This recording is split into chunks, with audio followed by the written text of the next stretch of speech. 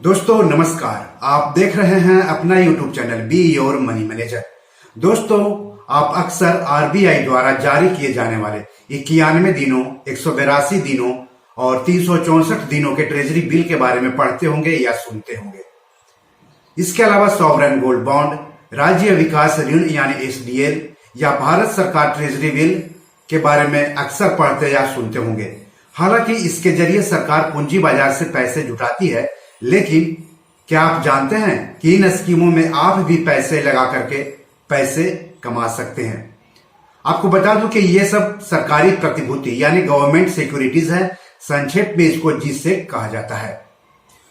तो सरकार बाजार से अलग अलग काम के लिए पूंजी जुटाती है। इसके लिए वह सरकारी प्रतिभूति यानी गवर्नमेंट सिक्योरिटीज जारी करती है। एक तरह से कहें तो भारत में सरकारी प्रतिभूतियां भारत सरकार द्वारा बाजार से पूंजी जुटाने के लिए जारी संप्रभु बॉन्ड है।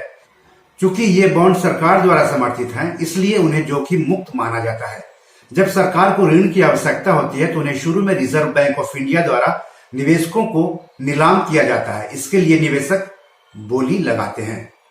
इसमें खुदरा निवेशक यानी रिटेल इन्वेस्टर भी पैसे लगा सकते हैं।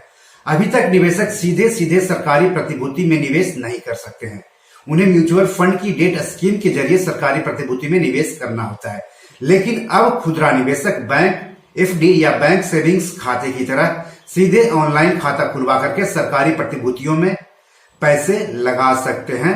इसके लिए निवेशकों को रिटेल डायरेक्ट गिल्ट अकाउंट यानी आरडीजी अकाउंट, हिंदी में उसको खुदरा प्रत्यक्ष गिल्ट खाता आरडीजी खाता खुलवा सकते हैं। तो आरबीआई ने इसका ऐलान किया है। इसके लिए एक पोर्टल भी लॉन्च किया गया है।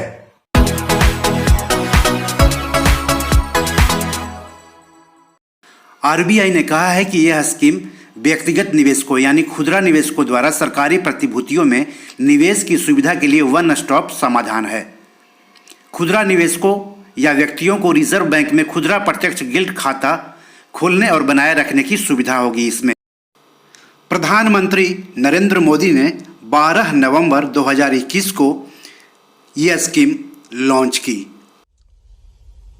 एक रेगुलेटर के तौर पर आरबीआई अन्य वित्तीय संस्थाओं के साथ लगातार संवाद बनाए रखता है। मुझे खुशी है कि आरबीआई ने भी सामान्य मानवीय की सुविधा बढ़ाने के लिए सामान्य नागरिक को ध्यान में रखते हुए लगातार अनेक कदम उठाए हैं और उसमें आज एक और कदम जोड़ा है। आज जिन 2 योजनाओं को लॉन्च किया गया है, उनसे देश में निवेश के दायरे का विस्तार होगा और कैपिटल मार्केट्स को एक्सेस करना निवेशकों के लिए अधिक आसान, अधिक सुरक्षित बनेगा। रिटेल डायरेक्ट स्कीम्स में देश के छोटे निवेशकों को गवर्नमेंट सिक्योरिटीज में इन्वेस्टमेंट का सरल और सुरक्षित माध्यम मिल गया है। इसी प्रकार इंटीग्रेटेड अंबर्समेंट लोकपाल स्कीम के बैंकिंग सेक्टर में वन नेशन वन एम्बर्समेंट ये सिस्टम ने आज साकार रूप लिया है। इससे बैंक कस्टमर्स की हर शिकायत, हर समस्या का समाधान समय पर बिना परेशानी को हो सकेगा। आरडीजी अकाउंट के जरिए निवेशक ऑनलाइन भारत सरकार ट्रेजरी बिल, भारत सरकार ऋण प्रतिभूति, सॉवरेन गोल्ड बॉन्ड, राज्य विकास ऋण यानी एसडीएल में पैसे लगा सकते हैं। अब है आरडीजी अकाउंट खुलवाने के लिए खुदरा निवेशकों के योग्यता क्या क्या होने चाहिए। तो पहला, भारत में रूपी सेविंग्स बैंक अकाउंट होना चाहिए। दूसरा, इनकम टैक्स विभाग द्वारा जारी किया गया स्थायी खाता संख्या यानी परमानेंट अकाउंट नंबर, संक्षेप में उसको पैन कहते हैं, वो होना चाहिए। केवाईसी यानी नो योर क्लाइंट यानी अपने ग्राहक को जानी उद्देश्यों के लिए ऑफिशियल वैलिड डॉक्यूमेंट्स यानी ओवीडी यानी आधिकारिक रूप से वैध दस्तावेज होने चाहिए। इसमें निवेशकों को आवासीय और पहचान पत्र का सबूत देना होता है। आरबीआई के मुताबिक आधिकारिक रूप से वैध दस्तावेज ओवीडी का मतलब खाता खुलवाने वाले निवेशक का पासपोर्ट, ड्राइविंग लाइसेंस, आधार संख्या होने का प्रमाण, भारत के चुनाव आयोग द्वारा जारी मतदाता पहचान पत्र, राज्य सरकार के किसी अधिकारी द्वारा विधिवत हस्ताक्षरित नरेगा के तहत जारी जॉब कार्ड और एनपीआर द्वारा जारी पत्र जिसमें नाम और पता दिया गया हो। जहां ग्राहक ओवीडी के रूप में आधार संख्या होने का अपना प्रमाण पत्र प्रस्तुत करते हैं, वह इसे ऐसे रूप में प्रस्तुत कर सकता है जैसे कि भारतीय विशिष्ट पहचान प्राधिकरण द्वारा जारी किया जाता है। जहां ग्राहक द्वारा प्रस्तुत ओवीडी में अद्यतन यानी अपडेटेड पता नहीं है, निम्नलिखित दस्तावेजों को पते के प्रमाण के सीमित उद्देश्य के लिए ओवीडी माना जाएगा। किसी भी सेवा प्रदाता का यूटिलिटी बिल जैसे कि बिजली bill, telephone bill, postpaid mobile phone, piped gas, पानी का बिल जो 2 महीने से अधिक पुराना नहीं है, संपत्ति या नगरपालिका कर रसीद, पेंशन या परिवार पेंशन भुगतान आदेश पीपीओ जो सरकारी विभागों या सार्वजनिक क्षेत्र के उपक्रमों द्वारा सेवानिवृत्त कर्मचारियों को जारी किए जाते हैं यदि उसमें पता दिया गया है।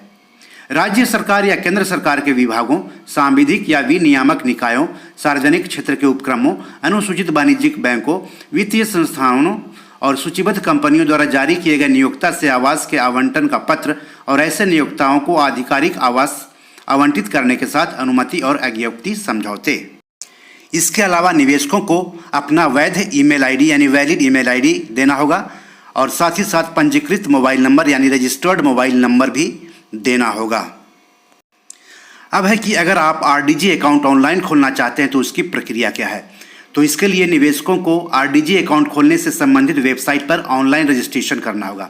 इसके लिए ऑनलाइन फॉर्म भरना होगा। फॉर्म भरते समय रजिस्टर्ड मोबाइल नंबर और रजिस्टर्ड ईमेल आईडी पर आए ओटीपी को प्रमाणित या सत्यापित करना होगा। उसके बाद फॉर्म जमा करना होगा। सही से भरे आवेदन फॉर्म के साथ निवेशकों को केवाईसी दस्तावेज जमा करने होंगे। रिटेल डायरेक्ट गिल्ड अकाउंट के सफलतापूर्वक रजिस्ट्रेशन के बाद निवेशकों का खाता खुल जाएगा। ऑनलाइन पोर्टल को कैसे इस्तेमाल करना है इसकी विस्तार से जानकारी एसएमएस या ईमेल के जरिए दे दी जाएगी। आरडीजी अकाउंट प्राथमिक बाजार के भागीदारों के साथ साथ एनडीएस-ओएम पर द्वितीयक बाजार लेन देन के लिए भी उपलब्ध रहेगा। प्रति प्रतिभूति केवल एक बोली लगाने की सुविधा होगी। बोली जमा करने पर कितना पैसा भुगतान करना है उसकी जानकारी दी जाएगी। निवेशक एग्रीगेटर या भुगतान स्वीकार करने वाले कार्यालय को लिंक्ड बैंक खाते से नेट बैंकिंग या यूपीआई सुविधा के जरिए भुगतान कर सकता है। वेबसाइट पर बोली जमा करते समय निवेशकों के खाते से पैसा निकल जाएगा। यूपीआई सुविधा से भुगतान करते समय पैसा ब्लॉक हो जाएगा। प्रतिभूति अलॉट नहीं होने पर एग्रीगेटर द्वारा बताई गई समय सीमा में निवेशकों के खाते में पैसे वापस कर दिए जाएंगे। निवेशकों को अलॉट की गई प्रतिभूति उसके आरडीजी खाते में निपटान दिन पर जमा किया जाएगा। सेकेंडरी यानी द्वितीयक बाजार में आरडीजी पर पंजीकृत निवेशक एनडीएस-ओएम के जरिए सरकारी प्रतिभूतियों को खरीद बेच सकता है। आरडीजी पोर्टल पर पंजीकृत निवेशकों को मिलने वाली सुविधा क्या क्या है, तो खाते से जुड़ी विवरण, लेन देन इतिहास, बैलेंस वगैरह की जानकारी एसएमएस या ईमेल के जरिए मिलेगी। नॉमिनेशन की सुविधा है। आरडीजी खाताधारक की मौत की स्थिति में नॉमिनी खाताधारक का मृत्यु प्रमाण पत्र और ट्रांसमिशन फॉर्म जमा करके पैसे निकाल सकते हैं। आरडीजी खाते से पैसा किसी दूसरे आरडीजी खाता या किसी अन्य सरकारी प्रतिभूति खाते में ट्रांसफर करना होगा। आरडीजी खाते में जमा प्रतिभूति को गिरवी रख करके लोन लिया जा सकता है। कोई भी आरडीजी खाताधारक दूसरे आरडीजी खाताधारक को ऑनलाइन प्रतिभूति उपहार दे सकता है। पोर्टल के जरिए कोई निवेशक ऑनलाइन अपनी शिकायत दर्ज करा सकता है, कोई भी सवाल पूछ सकता है। इसका समाधान या जवाब आरबीआई के मुंबई कार्यालय स्थित पब्लिक डेट ऑफिस यानी पीडीओ द्वारा दिया जाएगा। आरबीआई के साथ रिटेल डायरेक्ट गिल्ट अकाउंट खोलने और उसे मेंटेन करने के लिए कोई फीस नहीं ली जाएगी। बोली जमा करते समय एग्रीगेटर द्वारा कोई फीस नहीं ली जाएगी।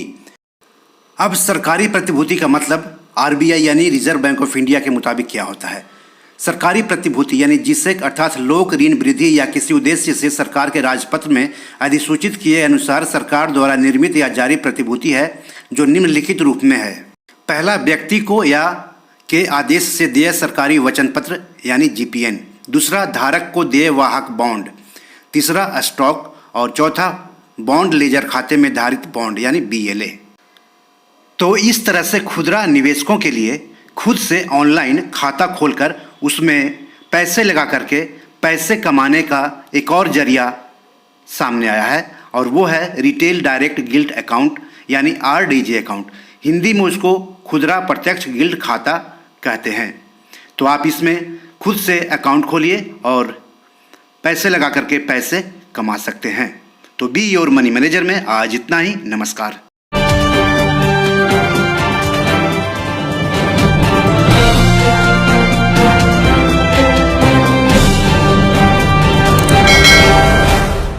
दोस्तों, ये हमारी 7 किताब है जो कि अमेज़ॉन पर पब्लिश्ड है।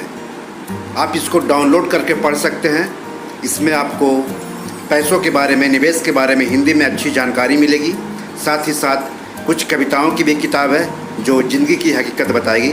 तो इसे आप डाउनलोड कर सकते हैं। डिस्क्रिप्शन में इसके लिंक दिए हुए हैं।